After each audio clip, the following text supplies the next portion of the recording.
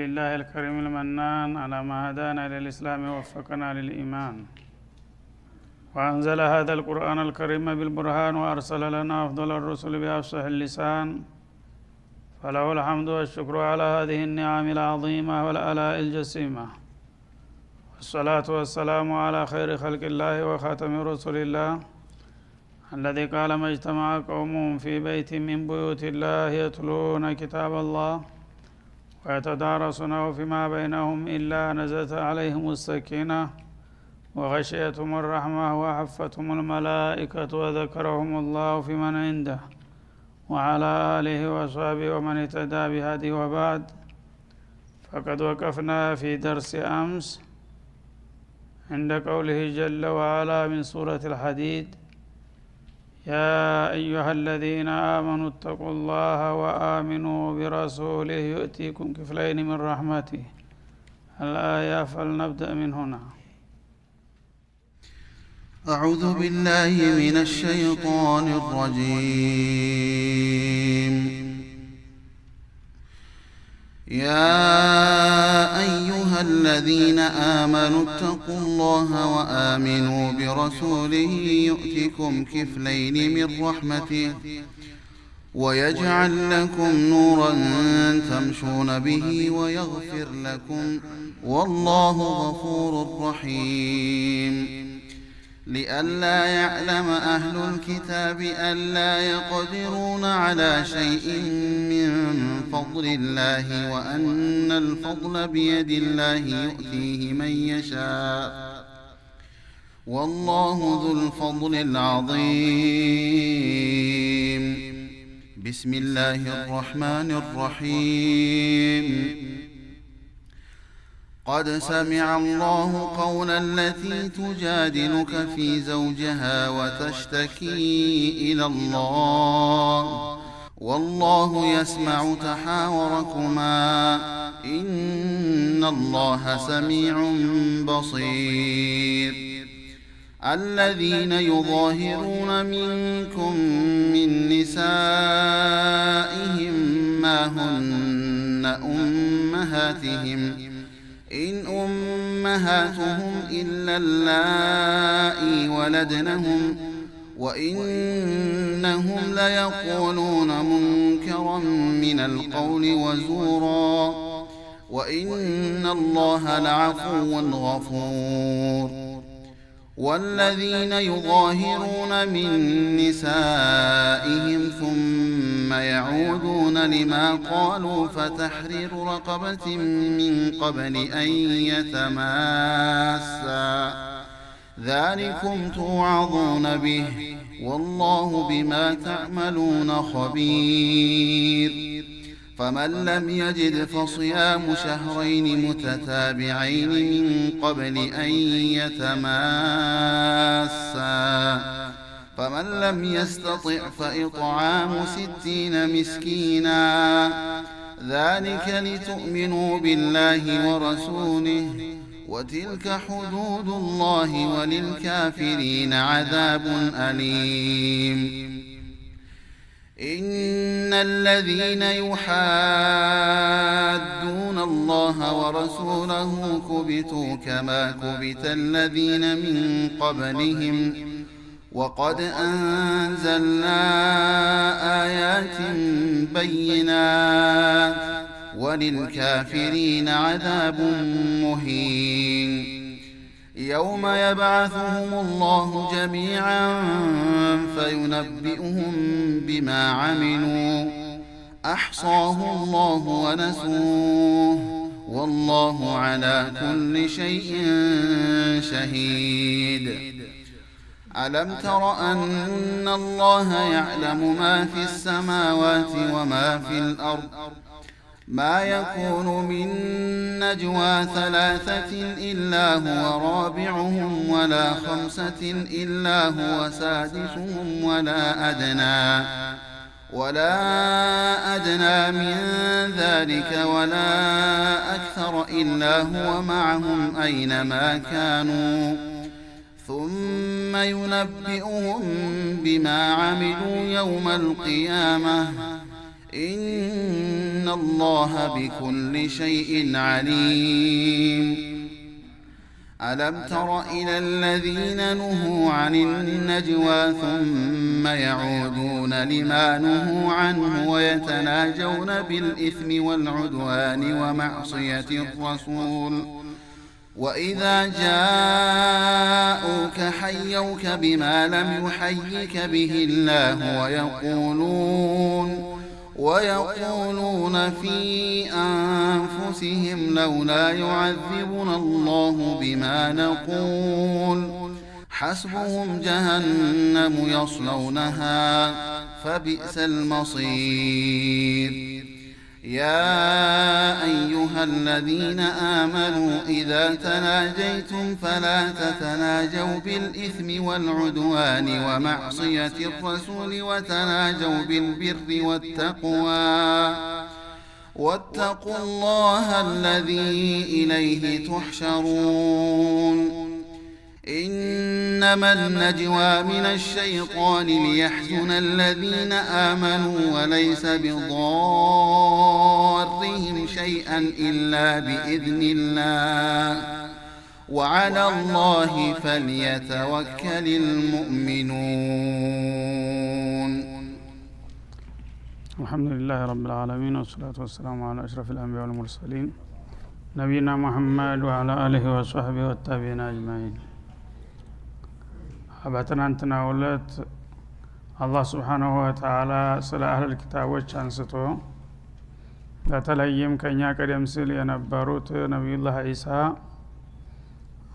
እንዴት እንደመጡና የመጀመሪያ ተቀባይና ተከታዮቻቸው ጥሩ አቅጣጫ ይዘው እንደነበረ ብዙ ሳይቀጥሉ ግን ቢድዓ ፈጥረው በቢድዓ ለጥፋት እንደተዳረጉ ጠቅሶ ነበር የቆመው ማለት ነው። አላህ Subhanahu Wa Ta'ala የፍጡሮችን አቅም ያቃል ፍላጎታቸውንም እንደዛው እሱ ይበጃልና ይበቃል ብሎ የሰጠውን ነገር እንዳለ መቀበልና መከተል ነው የሚገባው። የሰው ልጆች ግን በሃይማኖት ጣልቃ ከገቡ የመጨመር የመቀነስ የማዛባት ነገር ከመጣ ኸይር ነይተው እንኳን ቢሆን ወደ አላህ እንቀርባለን ብለው ያልታዘዙትን ነገር ማድረጋቸው ለጥፋት እንደሚዳርግ ተየተቀሰ ነበር ማለት ነው። ወረህባንየተን ابتدعوها ባህታዊነትን እነሱ ራሳቸው ፈለሰፉና አመጡ። ማከተብና አለይሂም እኛ ግን አልጻፍንባቸው ማለት አላዘዝናቸውም። እንደማንኛውም የነብይ ተከታይ ነብዩ ያዛቸውና ያስተማራቸውን ብቻ መፈጸም ሲገባቸው እነሱ ጉልዋ አድርገው ተደንበር አልፈው የበለጠ ጌታችንን ተገዝተን የበለጠ ተወዳጅነትና ተርፋለን በሚል ስሜት ማህበራዊ ህይወታቸውን ትተው እንዳውሬ ጫካ ለጫካ ዋሻ ለዋሻ እየሄዱ ኢባዳ እናረጋለን የሚለውን ፍልስፍና ራሳቸው ናቸው የጀመሩት። እኔ አላዘዝኳቸውም። በመሰረቱ መልካም መመኘታቸው ባልከፋ ነበር ይላል። ግን ያን ወደ አላህ እንቀርብበታለን ብለው የጀመሩትን ስራ ፈማራውሃ አልጠበቁትም። አዳቡን ጠብቀው እስከ መጨረሻ ራሳቸውን አሸንፈው በኢባዳ ሊቀጥሉ አልቻሉም ማለት ነው። እና የጀመሩት ነገር ከትንሽ ጊዜ በኋላ መልኩን ቀይሮ በተቃራኒው ወደ አላህ ያቀርባል የተባለው የሚያጣላ ሆኖ መጣ ማለት ነው። ፈማራዋ ሐቀራአተ ያረህባንያ የተባለችውን ልማዳቸውን ተገቢውን አጠባበቅ አልጠበቋትም። ወዳውኑ እንሂራፉ ነው ከመስመር አፈነገጡ ማለት ነው። ፈአተይነ الذين آمنوا منهم أجرهم ከነሱ በትክክል ያመኑትን ተገቢ ምንዳቸውን ሰጠናቸው ይላል። እንግዲህ መጀመሪያውኑ ጌታ ያዘዛቸውን ብቻ ተቀብለው በዛው የተወሰኑት ጥሩ አቅጣጫ ስለያዙ ተገቢ ዋጋቸውን አገኙ ይላል። እንሂራፍ የሆኑትና ቢድዓ የፈጠሩት ግን ንያቸው እንኳን የበለጠ አላህ እንዲወዳቸው ቢሆንም አግባብ የሌለው ነገር በመስራታቸውና ስርዓቱን ባለመጠበቃቸው አተርፍ ባያክሳሪ ሆኑ ማለት ነው። ወከቲሩ ሚንሁም ፋሲቁን በመሆኑም አብዛኛዎቹ የቢድዓ ሰለባ በመሆናቸው ከአላህ ፍቃድ አፈነገጡና ከመስመር ወጡ ይላል። ይህንን ታሪክ በዚህ መልክ ባጭሩ የሚጠቅሰው ለምንድነው? እናንተም የነሱን ስህተት እንዳትደግሙ። አላህ Subhanahu Wa Ta'ala አልየውመ አክመልቱ ለኩም ዲነኩም ወአትመምቱ ዐለይኩም ኒዕመቲ ወረዲቱ ለኩም الاسلام ዲና ብሏልና የሰጠዋችሁን የተሟላ ዲን ባለበት መልኩ መተግበር እንጂ መጨመር መቀነስ ማዛባት የሚባል ነገር የጥፋት አቅጣጫ መሆኑን ወቁና ተጠንቀቁ ይለናል ማለት ነው። ያ አዩሃ الذين آمنوا እናንተ በእኔ በጌታችሁ ያመናችሁና በፍቃዴ ለመመራት ፍቃደኛ የሆናችሁ ተተቁላህ ያመናችሁበትን ጌታ ፍሩ ተጠንቀቁ። አንድ ነገር መጀመር ብቻ በቂ አይደለም ማለት ነው። ሙእሚን ነኝ ያለ ሰው እስከ ዘለቄታው ድረስ ባመነበት ጌታ ፍቃድ ቀጥ ብሎ መመራት መጠንቀቅ ከጌታ ፍቃድ እንዳይወጣ ይጠበቅበታልና ጌታችሁን ፍሩ ተጠንቀቁ ይላል። ወአሚኑ ቢረሱሊሂ በመለክተኛውም ደግሞ በአግባቡ እመኑ። በአፋችሁ ብቻ ሳይሆን በመላው ስሜታችሁና በተግባራችሁ በእንቅስቃሴያችሁ የነብዩ ተከታይ መሆናችሁን ማረጋገጥ አለባችሁ ማለቱ ነው። ይህን ካደረጋችሁ ዩእቲኩም ኪፍለይኒ ሚን ረህመቲሂ ጌታ ከጸጋው ሁለት አጅር ደርቦ ይሰጣችኋል፣ አንድ ብቻ ሳይሆን ማለት ነው። እና አንድ ሰው በትክክል በጌታ አምኖ በነብዩ ፈለግ ከተከተለ በኢማኑ አንድ ደሞዝ ይገባዋል። እንደገና በመልካም ስራውና በትባኡ ደግሞ ሌላ ተጨማሪ አጅር ይኖረዋል ማለት ነው። ወይጃል ለኩም ኑረን ተምሹነ ቢሂ የውመል ቂያማ ሲሆን ደግሞ በሲራጥ ላይ የምታልፉበት ማብራት ይሰጣችኋል። ሲራጥ ማለት በጀሃነም እሳት ላይ የተዘረጋ በጣም ቀጭንና ስለታማ የሆነ ድልድይ ናት እና ድግድግ ጨለማ ነው። በዛ ለማለፍ የሚፈልግ ሰው ማብራት ያስፈልገዋል። ያን አላህ Subhanahu Wa Ta'ala ደማቅ የሆነ ብርሃን የሚሰጣችሁ ኢማናችሁ ጤናማ ሲሆን ነው ይላል ማለት ነው። ያ ማብራት የሌለው ካፊር ሙናፊቅ በሙሉ እየተንሸራተተ ጀሃነም ነው የሚረፈቀው ማለት ነው።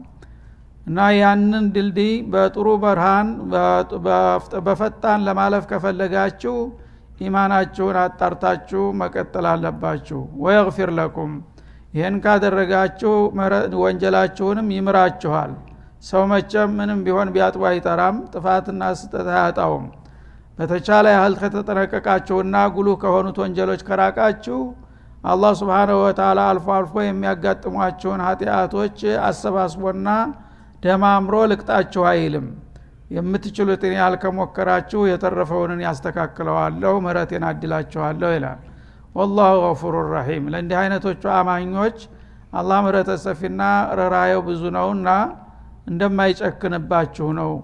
እናንተ ግን ወለም ዘለም እያላችሁ በስም ብቻ ተወስናችሁ የአላህን ፍቃድ የማትከተሉ ከሆናችሁ አላህን ማታለል አይቻልምና የዛ ጊዜ መጓደቂያችሁ እንዳይከፋ ሲል ያስጠነቅቃል። ሊአላ ያዕለመ አህሉል ኪታብ እና በትክክሉ ላመኑና ነብዩን ለተከተሉ አለይሂ ሰላቱ ወሰላም የዚህ አይነት ድርብርብ ምንዳና አጅር እሰጣለሁኝ ብዬ ያወጅኩት ይላል።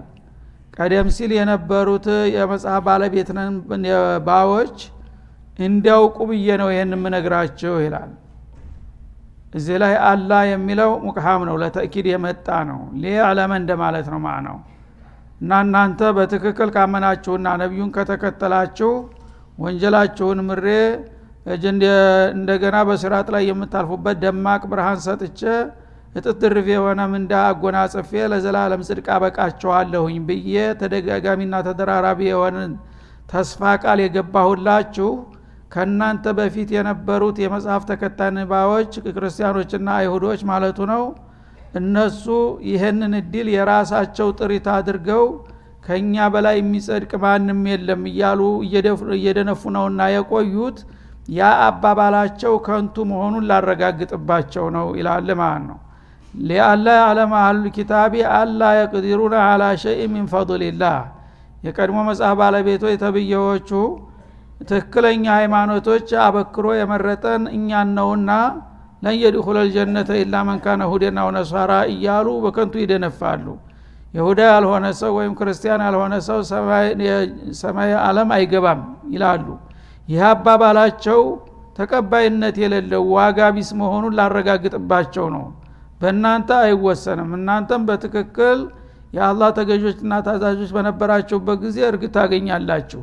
ግን ከናንተም በኋላ ሌላ ተለዋጭ ሊመጣ ይችላል ብዬ ነግሬያቸዋለሁኝ። እነሱ ግን የነገርኳቸውን ትተው ራሳቸውን በማሞገስና ሌላውን በማንቋሸሽ እኛ ወይ ይሁዳ ያልሆነ ወይ ክርስቲያን ያልሆነ አይጸድቅም እያሉ ነውና ያ አባባላችሁ ሲያምራችሁ ይቀራል።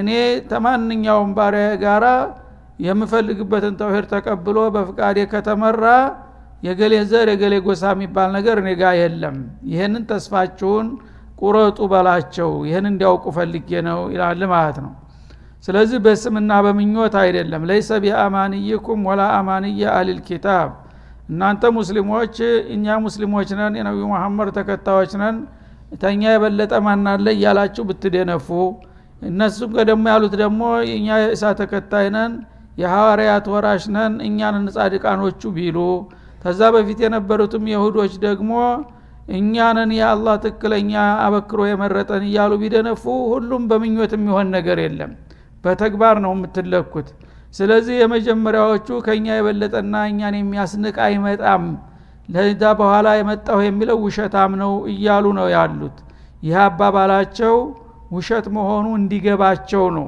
በመጨረሻም የመጣችሁትን እስካመናችሁና እስከሰራችሁ ድረስ እጥፍ ድርብ የሆነም እንዳሰጣችኋለሁ ብዬ ያወጅኩት እነሱ ይሄን ነገር እንዲረዱና እንዲያውቁ ፈልጌ ነው ይላል ማለት ነው ለአላ ዓለም አላ የቅዲሩና አላ ሸይء من فضل الله ከአላህ ትሩፋት በምንም ነገር እነሱ ችሎታ እንደሌላቸው አላህ ትሩፋቱን ለባሮቹ ለፈለገው ያድላል ስለዚህ እነሱን ፍቃድ አይጠብቅም ማለት ነው ከኛ ውጭ ላለ ለማንም እንዳትሰጥ ቢሉኝ መቀበል አይደለሁም ማለቱ ነው እነሱ ግን የአላህን ጸጋ እነሱ በኃላፊነት እንደሚያስተናግዱት ለፈለገ እንደሚሰጡት ላልፈለጉ እንደሚነፍጉ ነው እኛ ተኛ ውጭ ላለ ለማንም አይገባውም የሚል አነጋገርና ፍልስፍና አላቸው የአላህን ትሩፋት ደግሞ ማንም አይቆጣጠረው ራሱ ባለቤቱ ለፈለገው ነው እንጂ የሚሰጠው ማለት ነው وأن الفضل بيد الله እና ንቡዋና ሪሳላ ተቋና ኢማን የተባሉ ትሩፋትና ጸጋዎች በአላህ እጅ ናቸው እኔ ነኝ ወትሮ ማከፋፍለው እንጂ ማንም ሰው ለገሌ አይገባውም ብሎ አስተያየት ቢያቀርብ አልቀበለውም ማለቱ ነው ዩቲ መየሻ እና አላህ የትሩፋቱን ለፈለገው ይሰጣል ተናንተና በተራቸው ለነሱ እንደሰጠዋቸው ዛሬም ደግሞ በተራችሁ እናንተ ብቁ ናችሁ ከተገኛችሁ የማልሰጥበት ምክንያት የለም ማለቱ ነው والله ذو الفضل العظيم አላህ የታላቅ ትሩፋት ባለቤት ነው ትሩፋቱን ደግሞ ለባሮቹ በየዘመኑና በየሀገሩ ማን እንደሚገባው አውቃለሁና እኔ ነኝ እንጂ የማድለው ማንም ሰው ተነስቶ ከኔ ውጭ ያለው አይገባውም የሚል የምቀኛ አስተያየትና ቤታ ቢያቀርብ የማልቀበል መሆኑን ላረጋግጥላቸው ነው ይሄን ያልኩት ይላል ማለት ነው ስለዚህ አላህ Subhanahu Wa Ta'ala እኛ ቦታ እንዳይኖረን ይከራከሩና እንትንሉ የነበሩትን ወገኖች ረፉ አላቸው ማለት ነው እናንተ እነማን ናችሁ በጸጋዬ እኔም በእናንተም በተራችሁ ተሰጥቷቸዋል እናንተም ደግሞ በትክክል መስመር እስከሄዱ ድረስ እሰጣቸዋለሁ ብሎ ለኛ ነው አላህ እየተከራከረ ያለው ማለት ነው ይሄን ድል የምናገኘው ታዲያ እሱ እንደሚፈልገው ትክክለኛ አማኞችና ታማኝ አገልጋዮች በሆን ቁጥር ነው በስም ብቻ ከሆነ ግን ከነሱ የተለየን አንሆንም እነሱም እስካሁን ድረስ ቅዱሳን እኛ ብቻ ነን እያሉ ነው ያሉት ማለት ነው ያባባል ግን ተግባር ካልደገፈው በባዶ ቃል ብቻ መደንፋቱ የትም ያደርሳቸው እያለ ነው እኛም ደግሞ ሙስሊሞች ነን እያልን መኩራራቱ ብቻ ሊጠቅመን አይችልም ምክንያቱም ትክክለኛ እምነትና ጤናማ ስራ ይፈልጋልና ማለት ነው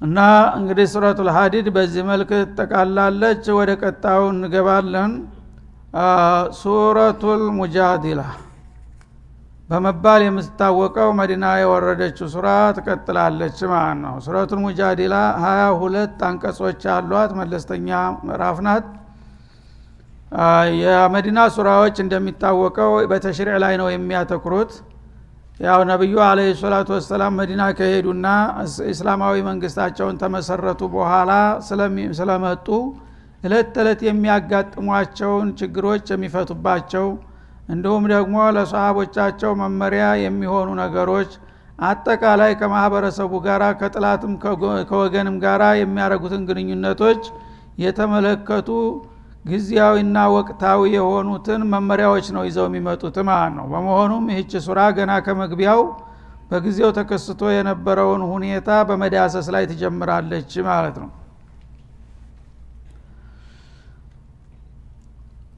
ቢስሚላህ الرحمن الرحيم እጅግሩ በጣም አዛይ በሆነው ስም እንጀምራለን። قد سمع الله قول التي تجادلك في زوجها وتشتكي إلى الله والله يسمع تحاوركما إن الله سميع بصير። قد سمع الله ጌታ አላህ Subhanahu Wa Ta'ala በእርግጥ ሰማ ይላል። قول التي تجادلك في زوجها የዛችን በባሏ ጉዳይ አንተን ጠንክራ የምትከራከረ የሆነችውን ሴት ቃል ሰማላት ይላል። ሱብሃንአላህ አላህ ለሙእሚኖች ምን ያህል ቅርብ እንደሆነ ያሳያል ማለት ነው። አንድ ሴት የግል ችግር አጋጥሟት በቤቷ ለዛ ላጋጠማት ችግር መፍትሄ ለመፈለግ መጣ ለነብዩ ሮሮዋን ትነግራለች ማለት ነው። እሳቸው ደግሞ መፍትሄ አልሰጧትም ለጊዜው ማለት ነው። መመሪያ አልመጣላቸውም ነበርና የራሳቸውን አስተያየት ብቻ የመሰላቸውን ነገሯት። በሚነግሯት ጊዜ ግን እሷ መፍትሄ ለማግኘት ነውና ቆርጣ የመጣችው በቀላሉ የምትለቃቸው አልሆነችም ማለት ነው። ትከራከራቸው ጀመር። ይህችን ሴትዮ ድምጽ እኔ ሰማ ነበር በታዛቢነት ብሎ ወዲያውኑ ወህይ አመጣ ማለት ነው። እና ትክክለኛ ሙእሚን ከሆነ ማንንም ሰው አላህ አይንቅም ማለት ነው። እንግዲህ አንዲት ጎስቋላ ደካማ ሴት ናት፣ ሰው ዘንዳ ቂም አልነበራትም ማለት ነው። አላህ ግን ምን ፈውቅ 7 ሰማዋት አለል አርሽ የሷ ድምጽ ደረሰ ወዳውኑ ማለት ነው። ችግሯ ሩሯ ምን እንደሆነ ሰምቼላታለሁና መልሱም ይህ ነው ብሎ ወዳውኑ መፍትሄውን ላከላት ማለት ነው። እና ቀድ ሰሚዐ አላህ በእርግጥ ሰምቷል አረጋገጠ በቀድ ማለት ነው። ቀውለ التي ቀውለ المرأة التي የዛችን ሴትዮ ቃል تجادلك تحاورك وتراجعك አንተን ደጋግማ የምትከራከረህና ቃለ ምልልስ የምታረግልህን ሴትዮ ድምጽ እኔ እየሰማሁት ነው ይላል ማለት ነው። في زوجها በባሏ ጉዳይ ከባሏ ጋር ተጋጭታ ባጋጠማት ችግር መፍትሄ ለመፈለግ መጣ። አንተ ግን አጥጋቢ ያልሆነ መልስ በመስጠትህ ለለም መፍትሄ መፈለግ አለብህ እያለ የምታስጨንቅህን ሴትዮ ድምጿን እኔ እየሰማኋት ነው ይላል ማለት ነው። وتشتكي الى الله በየጣልቃው ደግሞ ወደ ጌታዋ አቤቱታዋን ታቀርባለች ማለት ነው። እና በሶቷን ትነግራቸዋለች። እንደዚህ ነው እኮ ይረዱልኝ ችግሬን ትላለች። ቢሆንም እንደዚህ ካለ ያው መልሱ ይሄ ነው ይሏታል እሳቸው ማለት ነው። ያ ረብ ትላለች በመሐከል አንተ ታውቃለህ አንተ ድረስልኝ ትላለች። ወተሽተኪ ኢላላህ ወደ አላህ ተሰሙታለች። ወላሁ የስማዑ ተሐውረኩማ አንተም የምትሰጣትን መልስ እሷም ደግሞ የምታረገውን ክርክር በቅርብ እየሰማሁና እየታዘብኳችሁ ነው ይላል አላህ Subhanahu Wa Ta'ala። ኢነላህ ሰሚዑን በሲር አላህ ምን ጊዜ የማንኛውንም ተናጋሪ ድምጽ በፈለገው ቦታና ጊዜ የፈለገውን ያህል ምስጢር ቢሆንም በቅርብ የሚሰማ መሆኑ ይሄ ራሱ ማረጋገጫ ይሆናችሁ ማለት ነው። የሚባለውን የሚታሰበውንም ነገር በጥልቅ ተመልካች ነው። እና ይህች ሴት ኸውላ ቢንቱ ማሊክ ኢብኑ ተዕለባ በመባል ታወቅ ነበር። መዲንያ አንሷሪ ሴት ናት ማለት ነው። ኸውላ ወይም ኾይላ ቢንቱ ማሊክ ኢብኑ ተዕለባ ትባላለች ማለት ነው ጎበዟ። ባለቤቷ ደግሞ አውስ ኢብኑ ሷሚት ይባላል። እሱም አንሷሪ ነው ማለት ነው። እነዚህ ሰዎች እንግዲህ በልጅነት ተጋብተው ያጎትና ያጎት ልጅ ናቸው። ያው አረቦች በባህላቸው በቤተሰብ ዙሪያ ነውና ጋብቻቸው ጥሩ በፍቅርና በመግባባት ለብዙ ጊዜ አሳልፈዋል ማለት ነው።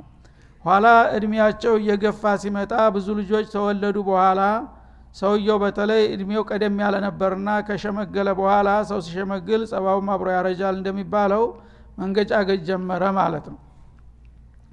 እና ድንገት ከውጭ ሲገባ እሷን ይፈልጋታል ለመገናኘት ማለት ነው። እሷ ደግሞ መሽጉል ነበረች እና ምልክት ሲሰጣት እንደተለመደው ወዳው ተገቢውን መልስ አልሰጠችም ማለት ነው። ቸል ስትለው ጊዜ ተናደደና አንቲ ከዞህሪ ኡሚ አንቺ በቃ እንተዛሬ ጀምረሽ እርም ሁኝብኝ እንደናቴ ጀርባ ሁኝ አለ።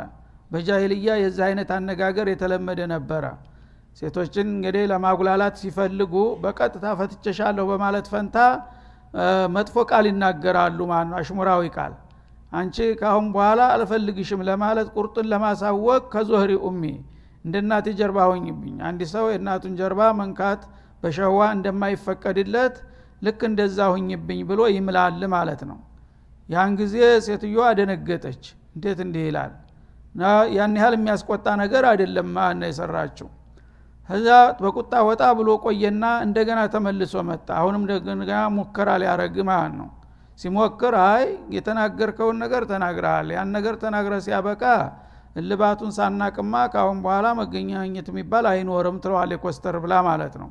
ያኔ ወንድ ነኝ ብሎ እሱ በኃይል እንትሊል ሲሞክር እሷ ወጣትነት አላት እሱ ሽማግሌ ነው ስትገፈትረው ሄዶ እዛ ተንከፈረረ ማለት ነው። እዛ ጊዜ አቅሙን አወቀ አደብ ገዛ። ከዛ በኋላ እሷ ጎበዝናትና ከጎረቤት ልብስ ተዋስኩኝ ትላለች። እንግዲህ ኑሯቸውን በጣም ተዳክሟል ልብስ እንኳን የላትም ማለት ነው። ነብዩ ጋር ለመሄድ ሄጄ ከጎረቤቴ ልብስሽን ስጭኝ አልኩና እሱን ተከናንቤ ነብዩ ቤት ሄድኩኝ የተፈጠረውን ችግር ልነግራቸው ነው የምት እና በሚቀጥለው እንመለስበታለን። ክፍለ ጊዜው ስለተገባደደ ሰለላሁ ዐለይሂ ወሰለም አለ ነብይ